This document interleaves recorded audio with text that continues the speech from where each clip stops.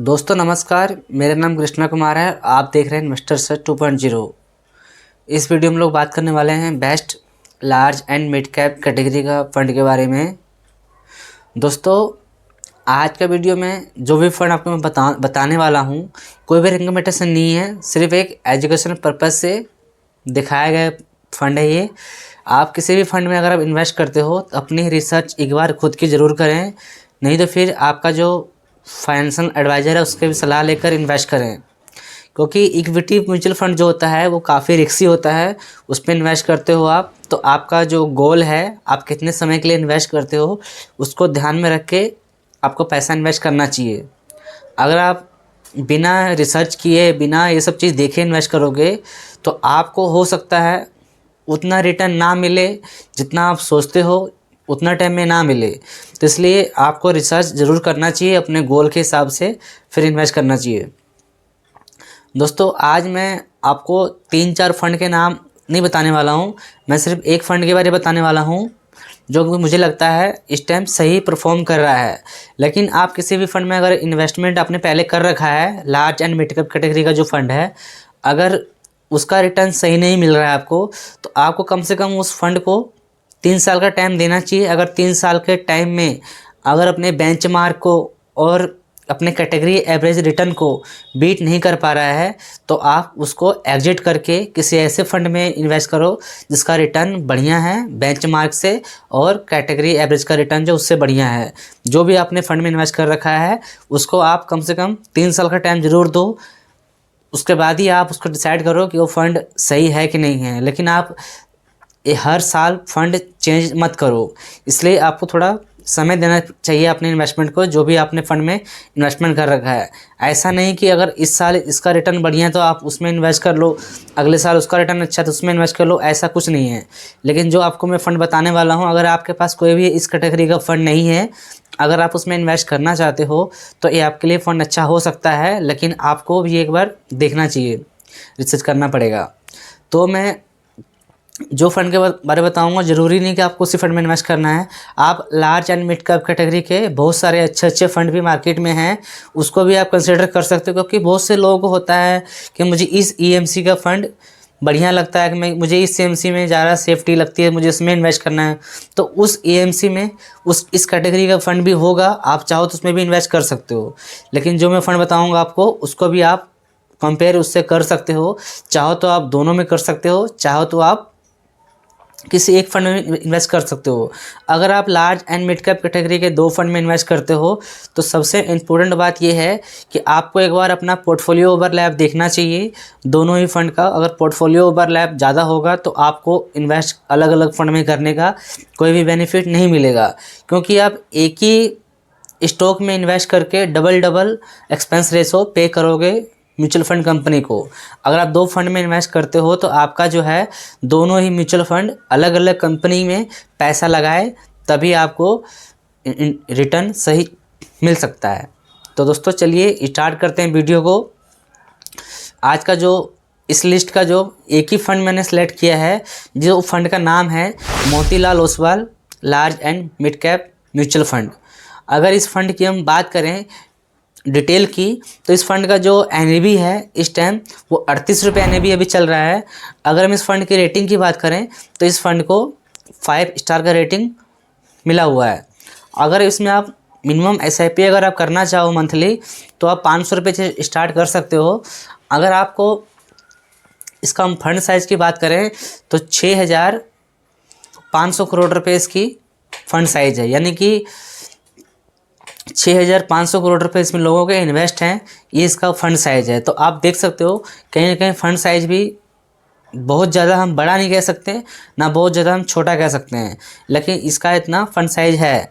अगर हम बात करें इस कैटेगरी में, टोटल म्यूचुअल फंड ने जो इन्वेस्ट कर रखा है अलग अलग कंपनी में, यानी कि 31 स्टॉक में कंपनी इन्वेस्ट कर रखी है, यानी कि 31 अलग अलग कंपनी के स्टॉक में कंपनी ने पैसा लगा रखा है। यानी कि बहुत बड़ा, मतलब ज़्यादा स्टॉक भी नहीं है, मिनिमम स्टॉक है कंपनी के पास, म्यूचुअल फंड के पास, ताकि आपका रिटर्न और बढ़िया हो सके। अगर हम रिटर्न की बात करें तो आप थोड़ा रिटर्न वाली जो बात है थोड़ा ध्यान से देखें, इस फंड का रिटर्न वगैरह कितना है। दोस्तों इस म्यूचुअल फंड का जो रिटर्न है, पिछले 1 साल का रिटर्न जो है वो 52% का रिटर्न दिया है पिछले 1 साल में। अगर हम इस फंड का रिटर्न का बात कर रहे हैं 3 साल का, तो हम दोस्तों इसमें जो बात करने वाले हैं रिटर्न का, वो एक तरह का एब्सोल्यूट रिटर्न है, यानी कि टोटल रिटर्न कितना दिया है 1 साल, 3 साल, 5 साल में, उसके बारे में बात करेंगे। हम CAGR रिटर्न की बात इस वीडियो में नहीं करने वाले हैं। तो जो 1 साल का रिटर्न है वो 52% का रिटर्न है। अगर हम 3 साल के रिटर्न की बात करें इस फंड की, तो 115% का रिटर्न पिछले 3 सालों में दिया है इस म्यूचुअल फंड ने।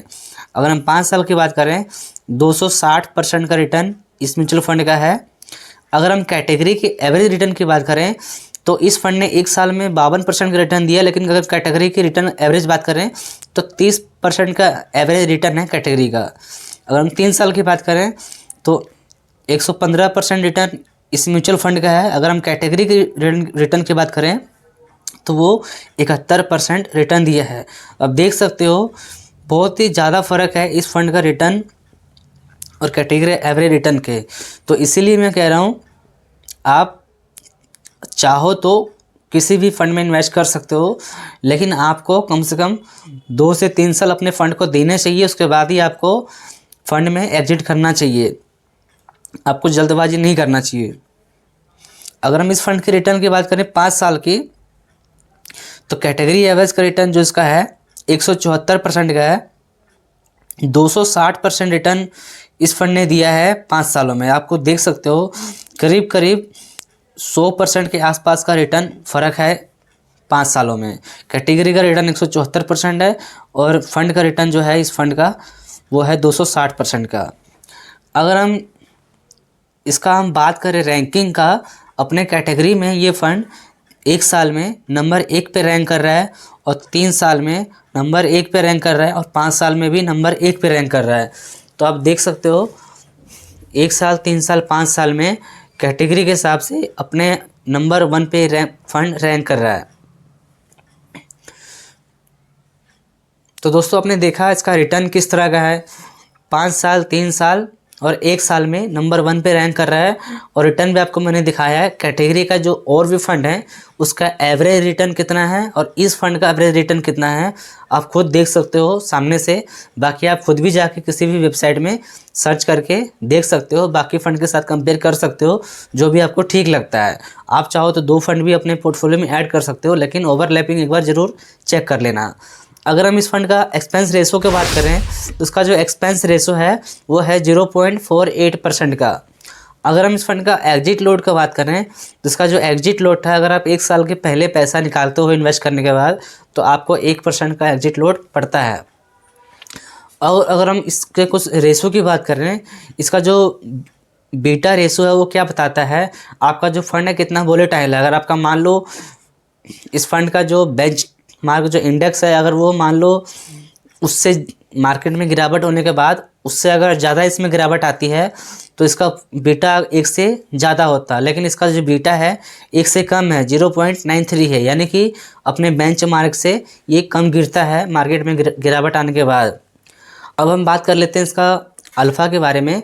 इसका जो अल्फ़ा रेशो है वो क्या बताता है, अगर आपका रिटर्न अगर बेंचमार्क इंडेक्स अगर रिटर्न देता है 10% का और अगर इसका रिटर्न अगर मान लो 20% का है, तो यानी कि इसका अल्फ़ा जो है 10 होगा, यानी कि अपने बेंचमार्क से 10% ज़्यादा रिटर्न दिया है। तो इसका जो अल्फ़ा है वो है करीब करीब 10% का, यानी कि अपने बेंचमार्क से 10% ज़्यादा रिटर्न इस फंड ने दिया है। तो इसका अल्फ़ा भी बढ़िया है और बीटा भी बढ़िया है, मतलब वोलेटाइल भी कम है और रिटर्न भी जब मार्केट बढ़ता है तो उससे ज़्यादा रिटर्न इस फंड में मिलता है। तो आप खुद देख सकते हो। तो दोस्तों ये था detail Motilal Oswal large and mid cap mutual fund का, आपके सामने है। आप लेकिन किसी भी फंड में इन्वेस्ट करते हो तो आपको खुद को भी एक बार रिसर्च जरूर करना चाहिए। बाकी जो मुझे लगा सही ये फ़ंड मैंने बता दिया है। मैं चाहता तो 5 फ़ंड के नाम भी ले सकता था, लेकिन वो आपको ऑलरेडी सब पहले से पता है। तो आप चाहो तो इस फ़ंड को जाके उनसे कंपेयर कर सकते हो। आप चाहो तो उसमें से भी किसी फ़ंड में इन्वेस्ट कर लो जो आपको और अच्छा लगे, और इसमें भी आप कर सकते हो, लेकिन ओवरलैपिंग एक बार आपको ज़रूर चेक कर लेना चाहिए। तो दोस्तों, अगर आपको ये वीडियो अच्छा लगा है तो वीडियो को आप लाइक ज़रूर करें और चैनल सब्सक्राइब करें। बेल आइकन ऑल पे सेलेक्ट कर लें बेल आइकन दबाने के बाद, ताकि कोई वीडियो चैनल पे आए उसके अपडेट आपको मिल जाए। तो दोस्तों, मिलते हैं किसी अगले वीडियो में, तब तक के लिए हैप्पी इन्वेस्टिंग।